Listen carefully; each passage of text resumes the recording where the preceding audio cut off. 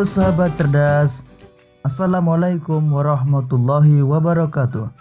Pada kesempatan kali ini, kita akan belajar pada tema 2, udara bersih bagi kesehatan. Subtema 3, memelihara kesehatan organ pernapasan manusia. Dan kita sampai pada pembelajaran pertama. Sahabat cerdas, sebelum kita mulai pembelajaran kita, jangan lupa untuk berdoa terlebih dahulu.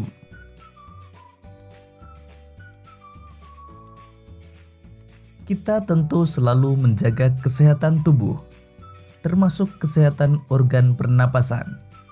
Namun, seringkali faktor lingkungan sangat besar memengaruhi kesehatan kita.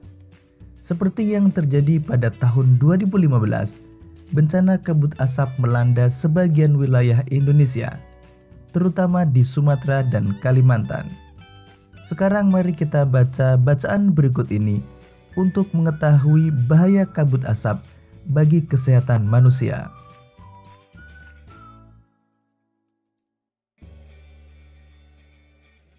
Sembilan bahaya kabut asap dan cara mengatasinya. Kebakaran lahan dan hutan telah menjadi bencana kabut asap. Pemerintah sudah berusaha mematikan titik-titik kebakaran, tetapi hasilnya kabut asap masih ada. Apa saja bahaya kabut asap kebakaran dan apa yang harus kita lakukan apabila di daerah kita terkena kabut asap?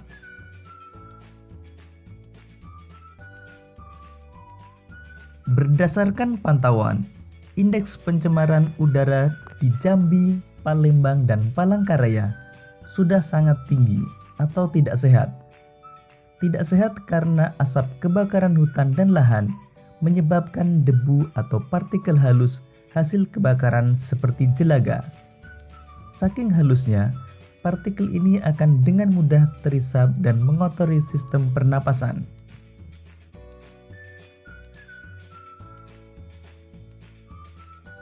Selain partikel halus, asap kebakaran juga mengandung zat-zat berbahaya seperti ozon, sulfur dioksida, karbon monoksida, dan nitrogen dioksida.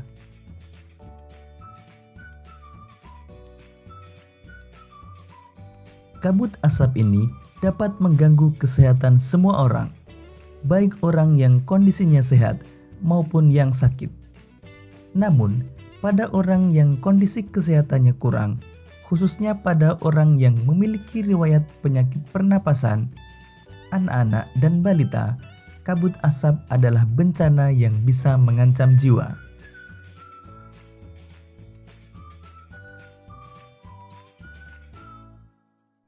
Apa saja bahaya kabut asap bagi kesehatan kita? Berikut ini beberapa bahaya kabut asap bagi kesehatan. Pertama, kabut asap dapat menyebabkan iritasi pada mata, hidung, dan tenggorokan. Kedua, kabut asap dapat menyebabkan reaksi alergi, peradangan, dan mungkin juga infeksi. Ketiga, kabut asap dapat memperburuk penyakit asma dan penyakit paru kronis lain, seperti bronkitis kronik.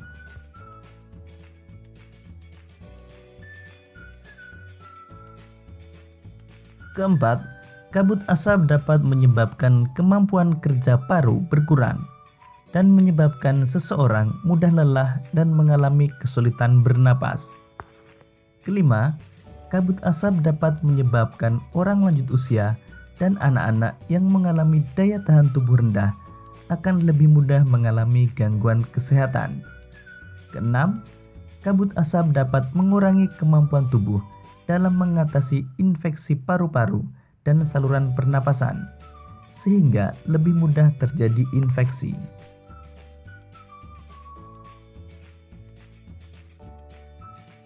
7. Kabut asap dapat memperburuk penyakit pernapasan yang sudah ada. 8. Kabut asap menyebabkan polusi pada air bersih, tanaman sayuran, buah-buahan, dan makanan yang tidak ditutup. 9.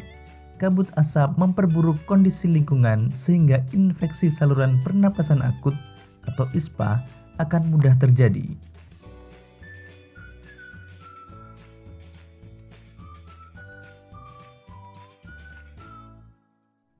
Bagaimana kita melindungi diri dari kabut asap?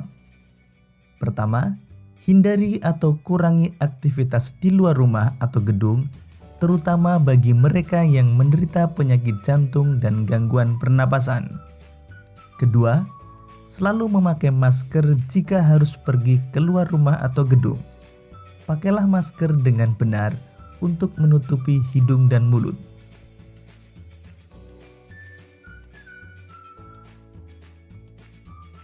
Ketiga, minumlah air putih lebih banyak dan lebih sering agar debu atau partikel halus yang menempel pada tenggorokan larut dan masuk ke dalam pencernaan sehingga ikut terbuang bersama kotoran.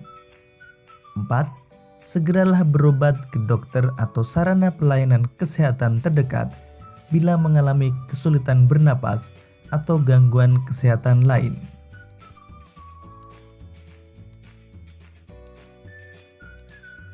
5.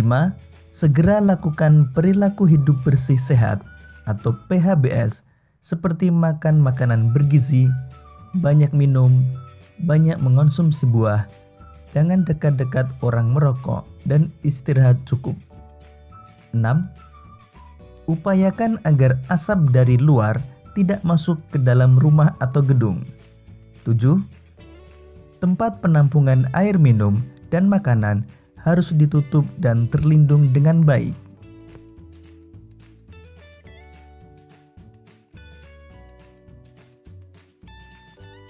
8. Buah-buahan dan sayuran dicuci sebelum dikonsumsi. Bahan makanan dan minuman yang dimasak perlu dimasak dengan baik.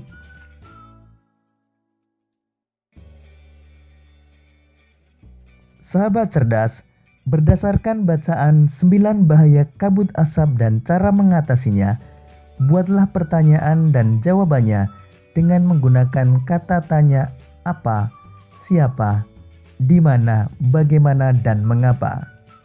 Berikut ini contoh pertanyaan dan jawaban dengan menggunakan kata tanya apa, siapa, di mana, bagaimana, dan mengapa. Kata tanya apa? Apa saja zat berbahaya yang terkandung dalam asap kebakaran?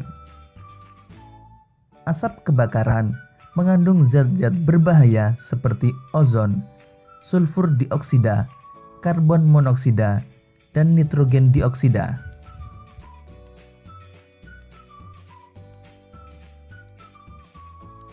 Kata tanya siapa? Siapa yang terganggu akibat kabut asap? Kabut asap dapat mengganggu kesehatan semua orang, baik orang yang kondisinya sehat maupun yang sakit.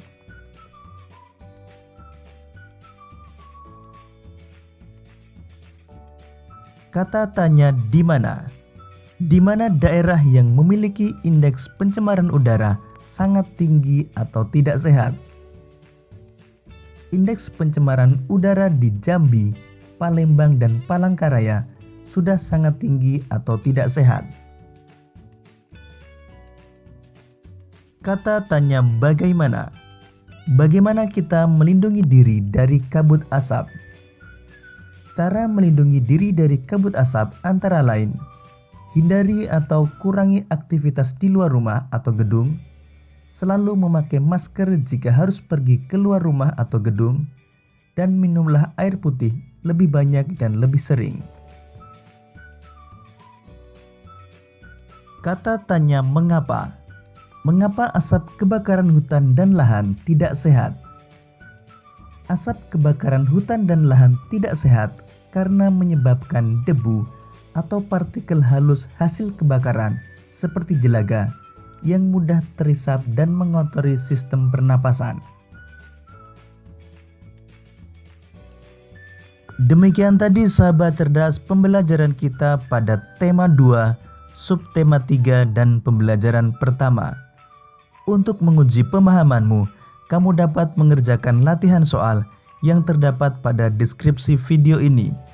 Sampai jumpa pada pembelajaran berikutnya. Tetap semangat dan selamat belajar.